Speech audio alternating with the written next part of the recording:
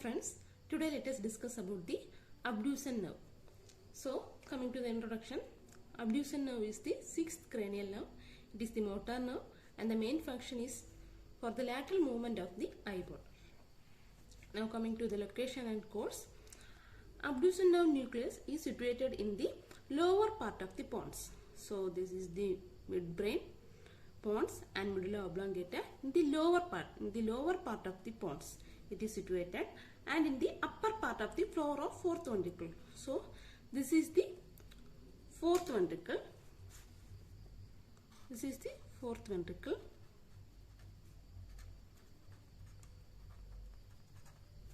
In the upper part of the floor of fourth ventricle. So in this diagram, this is the fourth ventricle. The fourth ventricle is divided into two parts, that is upper part and lower part. So the abducens nerve nucleus is situated in the upper part of the floor of fourth ventricle. So this is the floor of fourth ventricle and this is the roof, and there this is also the roof. So it is situated in the upper part of floor of fourth ventricle at the level of the facial colliculus. So facial colliculus, there is another nucleus, that is the facial nerve nucleus. Facial nerve nucleus, the facial nerve that which winds around the abducens nerve nucleus. The facial nerve that which winds around the abducens nerve nucleus and forms an elevation in the floor of the fourth ventricle and this elevation is known as the facial colliculus. Facial colliculus. So coming to the location, abducens nerve nucleus is situated in the lower part of pons and in the floor of the fourth ventricle, in the upper part of floor of fourth ventricle, and at the level of the facial colliculus. Facial colliculus is formed by the facial nerve due to the as it winds around the abducens nerve, it forms an elevation in the floor of the fourth ventricle and this elevation is known as the facial colliculus. In this diagram, the abducens nerve nucleus is situated in the pons and here there is the facial nerve nucleus. The facial nerve nucleus winds around the abducens nerve nucleus and forms an elevation in the floor of the fourth ventricle and this elevation is known as the facial colliculus. After emerging out from the abducens nerve nucleus, the abducens nerve run forward and downward, and it exists from the brainstem, from the lower part of pons and also from the upper part of medulla oblongata, that is pontomedullary junction. The abducens nerve emerges from the nucleus and it runs forward and downward and it exists from the brainstem in the lower part of pons and the upper part of medulla oblongata, that is the pontomedullary junction. So in this diagram, it runs forward and downward and it exists from the brainstem through the pontomedullary junction. So this is the pontomedullary junction, this is the pons and this is the medulla oblongata, and it exists from the pontomedullary junction from the medial part of pontomedullary junction. This is the medulla oblongata. Here comes the pyramid and here comes the olive. So the abducens nerve exits from the brainstem through the medial part of pontomedullary junction. After emerging out from the brainstem, so in this diagram, after emerging from the brainstem, the abducens nerve crosses the anterior inferior cerebellar artery. Anterior inferior cerebellar artery is the branch of basilar artery. The basilar artery is divided into anterior inferior cerebellar artery. So this is the basilar artery. Basilar artery divided into anterior inferior cerebellar artery. The abducens nerve crosses, or it passes in front of the anterior inferior cerebellar artery. After coming out of the brainstem, it exits from the brainstem through the pontomedullary junction, and then it crosses the, or it passes in front of the anterior inferior cerebellar artery. Anterior inferior cerebellar artery is the branch of basilar artery. So in this diagram, so here comes the anterior inferior cerebellar artery. So it passes in front of the anterior inferior cerebellar artery. After emerging out, it enters into the subarachnoid space. Subarachnoid space is the cranial cavity is covered by meninges, that is the dura mater, arachnoid mater and pia mater. So here comes the dura mater, arachnoid mater, and then comes the pia mater. So in between the dura mater and the arachnoid mater is the subarachnoid space. So then it enters into the subarachnoid space, and then it runs along the clivus bone. So this is the clivus bone. Clivus bone is situated in the posterior cranial fossa. So in this diagram, this is the posterior cranial fossa, this is the middle cranial fossa, and this is the anterior cranial fossa. Clivus bone is situated in the posterior cranial fossa.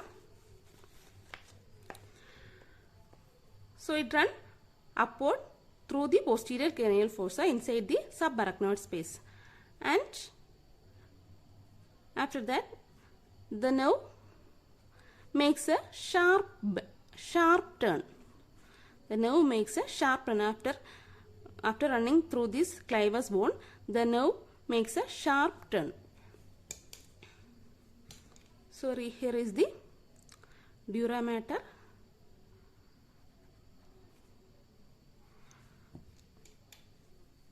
the nerve makes a sharp turn in the petrous part of the temporal bone, at the area of petral part of the temporal bone.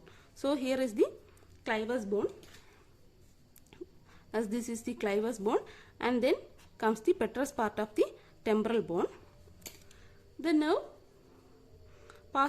run upward through the clivus bone, and then at the apex, so this is the apex, this is the apex of the petrous part of temporal bone. In the apex area, the nerve makes a sharp turn. So here in this diagram, this is the petrous part of the temporal bone. So in this area, the nerve makes a sharp turn. This is the abducens nerve. So in this diagram, this part is the petrous part of temporal bone. So after exiting from the brainstem, the nerve passes in front of the anterior inferior.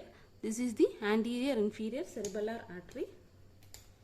Anterior inferior cerebellar artery. So the nerve passes in front, or it crosses the anterior inferior cerebellar artery, and then the nerve enters into the subarachnoid space. Then the nerve passes through the clivus bone. After entering into the subarachnoid space, the nerve passes through the clivus bone. This is the clivus bone which is situated in the posterior cranial fossa, and the nerve run through the subarachnoid space, and in the part of the apex of the petrous part of temporal bone, it makes a sharp turn. After that, the nerve pierces the dura mater. The nerve pierces the dura mater. Until now, the nerve is passing through the subarachnoid space. After making this sharp turn, the nerve pierces the dura mater, and it passes along the, and here comes the dura mater. After piercing the dura mater, the nerve passes in between the dura mater and the cranial cavity, that is the bone. So, in between the dura mater and the bone, and here it forms the canal. Here there forms the canal. In between the dura mater and the bone, there forms a canal.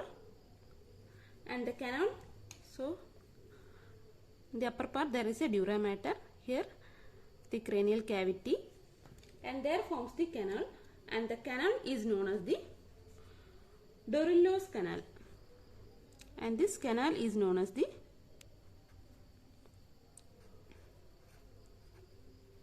Dorillow's canal.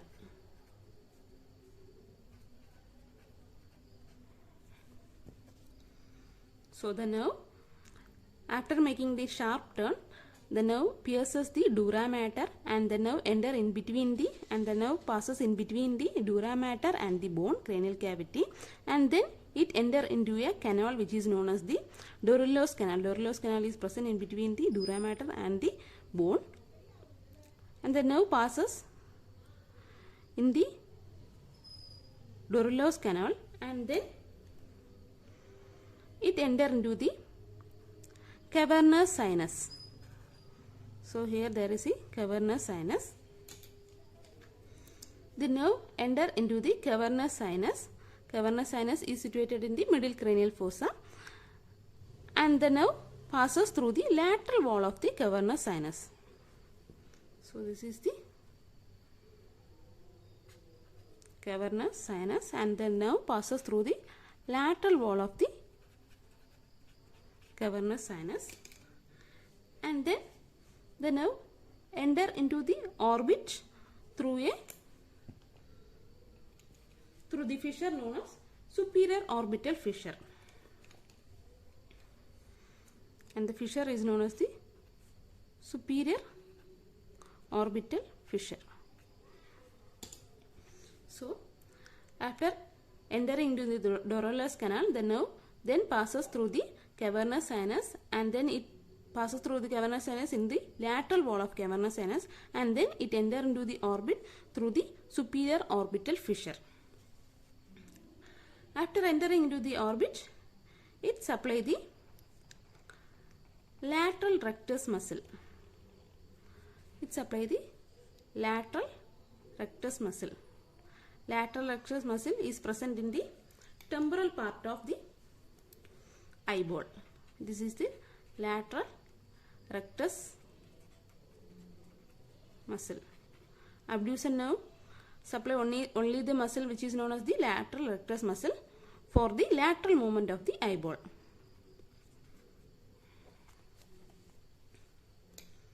So now coming to the course, location and course. The abducens nerve nucleus is situated in the lower part of the pons and the floor of the fourth ventricle, in the upper part of floor of fourth ventricle. This is the upper part of floor of fourth ventricle at the level of the facial colliculus.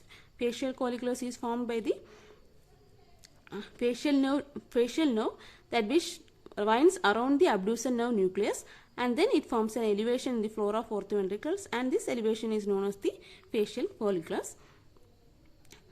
The abducens nerve, after emerging from the abducens nucleus, it runs forward and then downwards, and then it exists from the brainstem in between the pontomedullary junction, that is in the lower part of the pons and the upper part of the medulla oblongata. Then it crosses or it passes in front of the anterior inferior cerebellar artery. Anterior inferior cerebellar artery is the branch of the basilar artery.